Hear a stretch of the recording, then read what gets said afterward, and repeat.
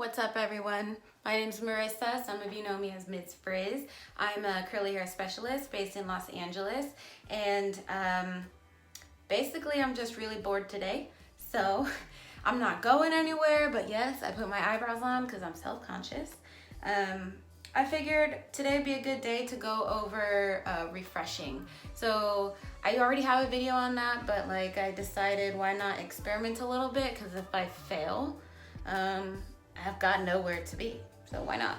I'm gonna use exclusively this Melanin Multi-Use Softening Leave-In Conditioner. Super lightweight, and I predict that it'll be a really good way to combat how dry and brittle my hair gets. So before we jump in, let's assess the situation.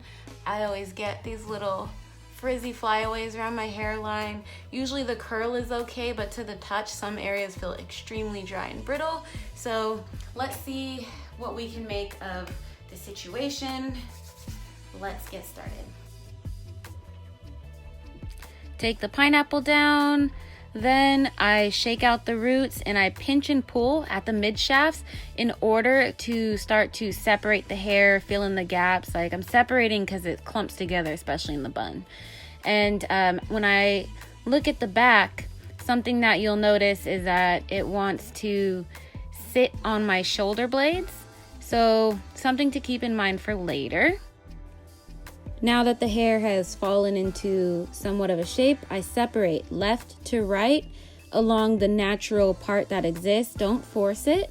And then I separate the right side top to bottom. So I'm going to be working in 4 parts. Now I am simply going to take 1 pump of the product and I'll build from there. So just 1 pump, emulsify, and then I smooth into the hair. So don't run your fingers through, that separates the curls. So smooth, use prayer hands. I added another pump. What I'm feeling for essentially is the hair to be smooth. So what it feels like when I first start working it is very coarse to the touch, kind of brittle. The hair is very dry. So I'm using a lot of pressure. Whether I'm squeezing the product through and smoothing or using my prayer hands, I'm really pressing my hands together to help push moisture in and to help close the cuticle. I'm trying to smooth away that roughness. So I keep working the section until it no longer feels rough. It now feels soft to the touch. Now for the hairline, I take a pump and I wipe the hairline. So just by wiping along the hairline, it's starting to feel more and more smooth, which tells me that the hair is finally becoming properly hydrated. Now that this half is nearly done, I sort of spot treat. So I'm just looking for frizzy patches. I like to use my thumbs and really press until I feel no more bumps, and then I spin it around. So anywhere I see inconsistencies, frizz, a dry patch, I'll go ahead and do that. So this side's looking good, and I just repeat my same steps to the other side. So now looking for a natural parting from top to bottom, trying not to disrupt the existing curls, get my section going, and apply the product. While I repeat to the other side, I figure I'll talk to you a little bit more about the why.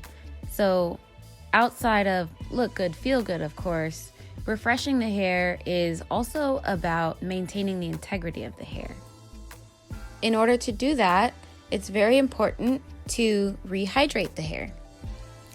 If you're like me and you go several days in between wash days or condition days, it's very important to reintroduce your hair to water, because when you wet your hair, it doesn't necessarily hold on to that water the entire time in between shampooing or conditioning. So my hair being high porosity, it lends itself to being dry and it gets very brittle very easily.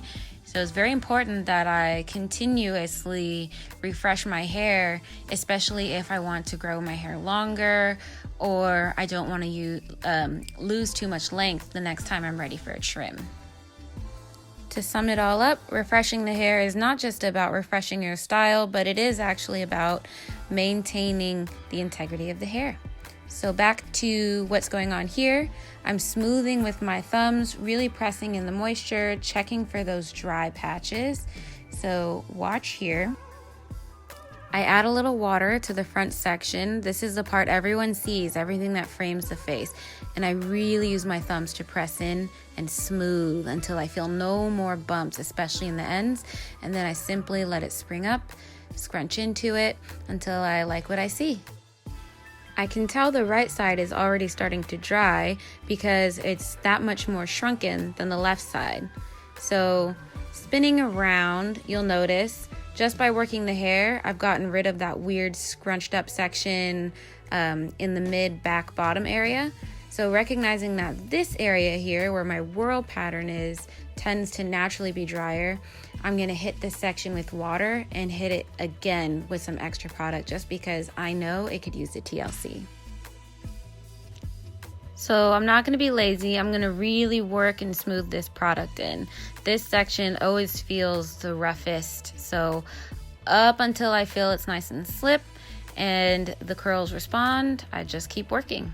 So constantly just checking for any frizz patches. And then once I'm happy with what I see, I call it quits to air dry.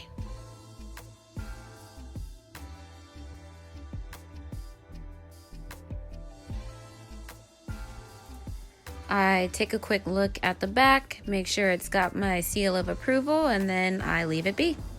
All right, guys, here's the final result. So I've just air dried. I haven't touched my hair pretty much since I finished putting the product in. So first, I'm gonna smooth, just in case for any reason there's crunch or cast. So just squeeze, and then shake. Don't be afraid to get in there. And here's my final result. Not too bad. I'm really into it. This might be my new system for next day hair, especially for all my volume lovers out there. Let's check out the back. Hopefully that's a good angle. All right. Don't forget to like, subscribe. Let me know if you have any questions. And hopefully you found this video very helpful, and good luck to you when you try these techniques for yourself. And then if after trying it doesn't work out, let me know how it goes. Maybe I can offer you some tips and advice on how to work with your specific curls. All right, till next time.